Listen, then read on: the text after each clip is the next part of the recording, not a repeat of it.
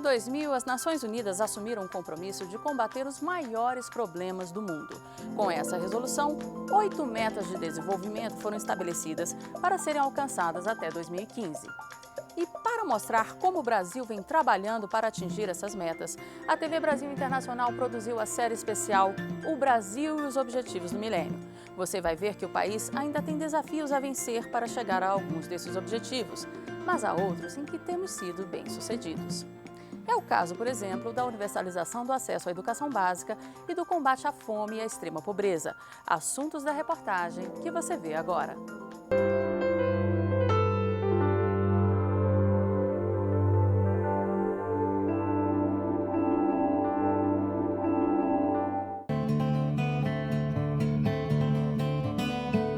Dois milhões e meio de brasileiros ainda vivem na miséria, segundo estimativas do Ministério do Desenvolvimento Social e Combate à Fome. Está na miséria ou pobreza extrema, para a Organização das Nações Unidas, a ONU, quem vive com menos de $1,25 por dia, cerca de R$ 90 por mês. Ex-faxineira, a Delmira diz que recebe pouco mais que isso do governo, R$ 112, por volta de $50 por mês. Doente e idosa, ela não consegue emprego. Mora num barraco de madeira na cidade estrutural, a 20 quilômetros do centro de Brasília, a capital do país. O local é uma antiga invasão de terras marcada, ainda hoje, pela presença de um imenso lixão. Queria conhecer a casa da senhora. Podemos entrar? Pode.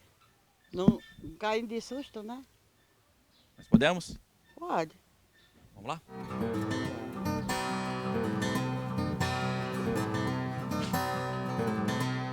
Licença. Quase sem divisões, a casa tem apenas sala, que também serve de quarto, e uma cozinha. É ali que ela vive. Sabe que tudo hoje é caro, né? Tem a diferença da água, a roupa, o vestir, o calçar. Fora esse, o remédio.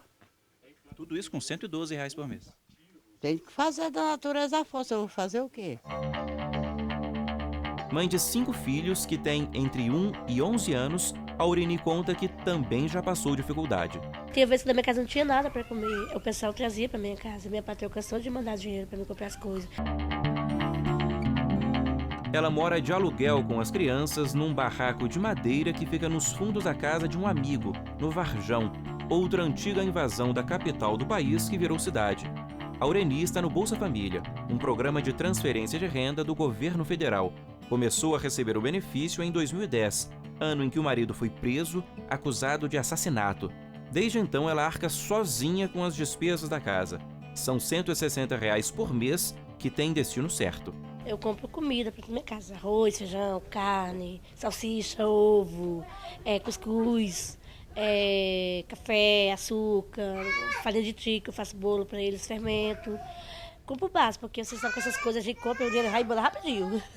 E é geralmente comida. É comida, né? Afinal, criança não tem fundo, diz ela. Toda ela comendo, tem que estar pedindo, mãe, dá isso, mãe, dá aquilo, não pode gritar. Toda ela está pedindo. Eu falei, valeu, meu filho, tem um furacão aí dentro. Para as estatísticas, Delmira e Aureni conseguiram sair da miséria. Assim como elas, desde 1990, milhões de brasileiros deixaram a extrema pobreza. E pelos cálculos da ONU, o país alcançou a primeira das 8 metas do milênio já em 2002, quando reduziu pela metade o número de miseráveis e famintos. O prazo era 2015. Por isso foram traçados objetivos mais ambiciosos. Ainda segundo a ONU, a meta de diminuir o número de pobres a 1/4 do índice de 1990 foi alcançada em 2007 e superada no ano seguinte. A ideia agora é acabar de vez com a pobreza extrema até o fim de 2014. Foi o que reafirmou a ministra Tereza Campelo em entrevista à nossa equipe. Mas para alcançar essa meta, o país precisa encontrar 700 mil famílias, ou 2 milhões e meio de brasileiros que vivem na miséria, muitas vezes sem conhecimento das políticas sociais do Estado. A tarefa de chegar nessas famílias é nossa, que é a ideia da busca ativa. Tem famílias que às vezes são tão pobres e tão vulneráveis que nem sabem que tem direito ao direito, nem sabem que tem direito a um curso de qualificação profissional, não sabem que tem direito a entrar no Bolsa Família, não sabem que tem direito a uma cisterna, né? Não sabem que tem direito a luz para todos, e, portanto, é nossa obrigação garantir que o Estado chegue nessas famílias. Então, de uma certa forma, é mudar a lógica do Estado, né, que é reorganizar a oferta pública de serviços para que esse serviço chegue exatamente a quem mais precisa. Essa é uma tarefa, acho que esse é um grande desafio. Números do governo federal indicam que 14 milhões de brasileiros deixaram a pobreza extrema com o programa Bolsa Família, lançado em 2003, e outros 22 milhões superaram essa linha desde 2011, quando foi posto em prática o programa Brasil Sem Miséria. Esse último está dividido em 3 eixos: a garantia de renda, o acesso aos serviços públicos, como saúde e educação, e, por fim, a inclusão produtiva, como a oferta de cursos de qualificação profissional e de aumento da produção rural, por exemplo. Uma iniciativa que tem o reconhecimento da FAO, a Organização das Nações Unidas para a Alimentação e a Agricultura. A FAO ha reconhecido e ha otorgado um prêmio recentemente na Conferência Geral da FAO ao Brasil pelos avanços que tem feito no combate à fome. Programas Fome Zero são conhecidos a nível mundial como casos bem sucedidos. As tecnologias sociais que han acompanhado os programas de combate à fome são programas que são exemplo para outros países e que a FAO está sistematizando e levando para países da América Central, levando para países da África, da Ásia, como Bolsa Família, que é um grande programa, um programa que tem ajudado muita gente a sair da pobreza e também a diminuir a subnutrição. Nos países em desenvolvimento, a proporção de pessoas desnutridas baixou de 23% em 1990 para 15% em 2012. Já na América Latina, nesse mesmo período, a taxa caiu de 15% para 8%, aponta o último relatório da ONU. Presidente do Instituto de Pesquisa Econômica Aplicada e também ministro da Secretaria de Assuntos Estratégicos da Presidência da República, Marcelo Neri elege a superação da pobreza extrema como principal desafio do Brasil. O Brasil tem como sua principal meta a superação da pobreza extrema. Se a pobreza caiu 57% em 8 anos, ou seja, fizemos a meta do milênio que deveria ser em um quarto de século, fizemos em menos de 8 anos. Em termos de pobreza, a pobreza extrema também caiu muito. O próprio Banco Mundial fala hoje em dia que é possível superar a pobreza até 2030. O Brasil propôs e está fazendo isso num horizonte até 2014. Então, acho que o Brasil está em contradição com a história pregressa e está servindo de exemplo para outros países do mundo. E que países são esses, afinal? Países da América Central, como Nicarágua, mesmo Bolívia, tem um programa muito parecido na Bolívia, que foi assistido pela cooperação brasileira, não? Então, tem no Paraguai, Guatemala, não? Também Haiti. Não? À frente do ministério que comanda os programas sociais do governo federal desde o começo da gestão da presidenta Dilma Rousseff, Tereza Campelo atribui a queda da pobreza a 4 fatores que, para a ministra, estão interligados. O primeiro deles é a formalização dos empregos no Brasil. Nós tivemos, nos últimos, se a gente pegar de 2001 a 2012, a criação de 20,5 milhões de empregos formais no Brasil. Segundo grande fator, uma política de valorização do salário mínimo de forma sistemática e permanente. O salário mínimo no Brasil teve um aumento de 72% acima da inflação. O terceiro é o fortalecimento da agricultura familiar. A renda da agricultura familiar no Brasil, portanto, dos pequenos agricultores no campo, de 2003 a 2012, cresceu 52% acima da inflação. Vou falar do quarto, que é o mais conhecido, que é o Bolsa Família. O Bolsa Família é um programa, talvez o mais conhecido no mundo, que é um programa de transferência de renda muito bem sucedido e barato. Hoje a gente chega em 50 milhões de brasileiros com o Bolsa Família, portanto, 1 em cada 4 brasileiros é beneficiário do Bolsa Família. Hoje a gente tem como provar que as pessoas usam o dinheiro do Bolsa Família para quê? Para alimentação, para material escolar, para medicamento, para material de higiene pessoal, que também interessa não só para a qualidade de vida, mas para a melhoria do bem-estar, inclusive redução da própria mortalidade infantil. contribuição para a permanência das crianças em sala de aula e melhoria do desempenho e alívio à pobreza e melhoria da renda dessas famílias.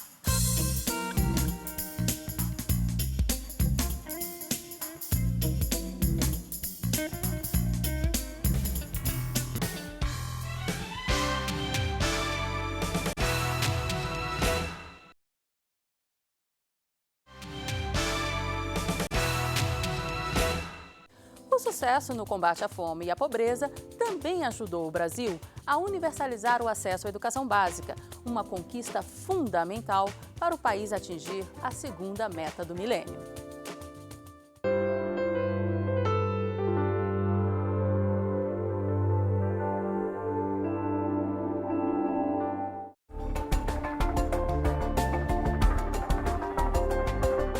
Na roça, né? Morava na fazenda, assim, quase não tinha, só tinha até a 7ª série, lá na escola rural.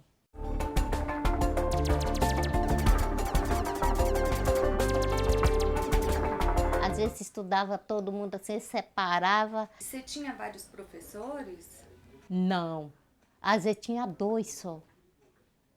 Complicava muitas coisas. Que os professores ficavam assim, sem saber o que eles faziam. Maria de Mello não teve oportunidade de continuar na escola, mas a história dos 4 filhos foi diferente. Aqui tem o Fábio, a Regina, só os 2, o Marconi e o Edmar, que não tá. E aí eu ficava preocupada, gente, eu não estudei, ficava aquele martelando na minha cabeça. Aí eu tive meus filhos, já foi crescendo. Gente, vocês vão estudar, não vai ser igual a eu. Eu não quero que vocês fiquem sem estudar. E eles também tinham muita boa vontade de estudar. 3 dos filhos de Dona Maria já terminaram o ensino superior e o mais novo se prepara para prestar vestibular. E teve algum momento assim na sua vida que estava muito difícil, que a senhora falou, vou ter que tirar meus filhos da escola, ou eles vão ter que trabalhar? Não, eu fazia assim, eu pensava, gente, tá difícil, mas se Deus quiser, eu vou dar conta. Dona Maria deu conta, mas nem todas as crianças recebem o mesmo incentivo que os filhos dela para estudar. Em alguns casos, o problema é a ausência de escola no local ou a dificuldade de acesso ao estabelecimento escolar, como falta de estradas ou transporte público. Em outros, são os próprios pais que, sem consciência da importância do aprendizado ou sem condição financeira, acabam tirando os filhos da escola para que trabalhem e ajudem a aumentar a renda da família. Por isso, ganhos sociais como o aumento do salário mínimo e a redução da extrema pobreza têm ajudado o país a universalizar o acesso à educação. Dados do Instituto Brasileiro de Geografia e Estatística, IBGE, mostram que em 2011, 98% das crianças brasileiras entre 7 e 14 anos frequentavam as salas de aula. Um passo decisivo para o cumprimento da meta das Nações Unidas, de colocar todas as crianças na escola até 2015. Nós temos avançado bastante na universalização de 7 a 14, agora ampliamos essa universalização e também estamos evoluindo bastante na inclusão já de estudantes do ensino médio, que é extremamente importante. Nós saímos de algo de 3 milhões de jovens no ensino médio em 1997 para 2011, mais de 8 milhões e 300 mil, então, ou seja, uma inclusão de 5 milhões de jovens nessa fase extremamente importante da educação e para a formação de cidadania, para a decisão profissional. A conquista é reconhecida pelo representante das Nações Unidas para a Infância no Brasil, Gary Stoll. Estamos falando de milhões e milhões de crianças e adolescentes e muitos deles em regiões rurais, com uma população dispersa, na Amazônia, onde tem que ir em canoa para chegar à escola. Não é fácil o acesso. O Brasil tem logrado muito bem o acesso. Feita a inclusão de crianças e jovens na escola, há outros desafios, como fazer com que os alunos mantenham os estudos. Houve avanços em relação a isso. Entre 2001 e 2011, o número de estudantes de 16 anos de idade, com pelo menos 8 anos de estudo, passou de 50% para quase 70%. Mas é preciso ir além. A defasagem entre a idade das crianças e a escolaridade adequada ainda persiste. tem uma taxa nacional de mais ou menos 30, um pouquinho mais 31% de distorção idade-série. Ou seja, o adolescente tem 15 anos, mas está no ano que corresponde para 12, ou 13, ou 14 anos. Por quê? Porque repetiu. Às vezes repetem 1, 2, 3 vezes. Rara vez mais de 3 vezes porque já saem. E evasão escolar. Conversamos com o subsecretário de Educação Básica, Romeu Caputo, para saber como o governo brasileiro vem combatendo os problemas. Uma das iniciativas foi a ampliação do ensino obrigatório para a faixa etária dos 4 aos 17 anos. O senhor considera que essa estratégia de universalizar a oferta para 4 e 5 anos é correta, levando-se em consideração que a gente ainda tem problema no ensino de 7 a 14 anos? Muitas pesquisas apontam que quanto mais cedo a criança chega na escola, quanto mais cedo a criança tem acesso ao mundo letrado, e muitas das nossas crianças de 4 e 5 anos são de famílias que não têm acesso a livros em casa, não têm acesso a um processo de formação no ambiente familiar, para essas crianças é vital o acesso precoce à escola, não só a partir dos 4, 5 anos, mas também desde a creche. Então, não são metas concorrentes, são metas absolutamente que se reforçam. O atendimento aos 4 e 5 anos reforçará e melhorará a condição de oferta ou a aprendizagem das crianças de 6 a 14. Para o representante do Unicef, o Brasil precisa olhar ainda para os 2% de crianças que não estão na escola. Gary Stahl também destaca a necessidade de melhorar a qualidade do ensino. Se tem um indicador na sociedade que fala do futuro dessa sociedade, é o nível de aprendizagem das crianças. Para medir a qualidade do ensino e orientar a implantação de políticas públicas, o governo criou em 2007 o Índice de Desenvolvimento da Educação Básica, o IDEB. O cálculo é feito a cada 2 anos com base em exames realizados pelos alunos dos primeiros e últimos anos do ensino fundamental. Pelo IDEB, a qualidade da educação vem melhorando, mas só em 2021 deve atingir o ensino dos países desenvolvidos. Mas, de acordo com o relatório do Programa Internacional de Avaliação dos Estudantes, o PISA, que mede a aprendizagem dos alunos, o Brasil está na 58ª posição entre 65 nações ou regiões analisadas. Eu digo que para analisar a educação brasileira, você tem que ver sempre o filme, não a fotografia. Quando nós olhamos o filme, e isso o mundo inteiro vem dizendo, é uma história de grande sucesso. O Brasil, o PISA, por exemplo, mostra que em 10 anos nós fomos o 3º país que mais avançou no PISA. Nós só perdemos para o Luxemburgo e para o Chile. O Brasil avançou muito em 10 anos. Agora, quando você olha a fotografia, ainda temos muito o que fazer. Do pintinho amarelinho. A questão passa certamente por mais investimentos no setor. Segundo o Ministério da Educação, o Brasil investe menos de $173 ao mês por aluno na educação básica. Mais recentemente, a presidenta Dilma Rousseff sancionou a lei que destina para a educação 75% do dinheiro pago por empresas ao governo brasileiro para exploração de petróleo no país. O senhor considera que o problema na educação no Brasil hoje é falta de dinheiro?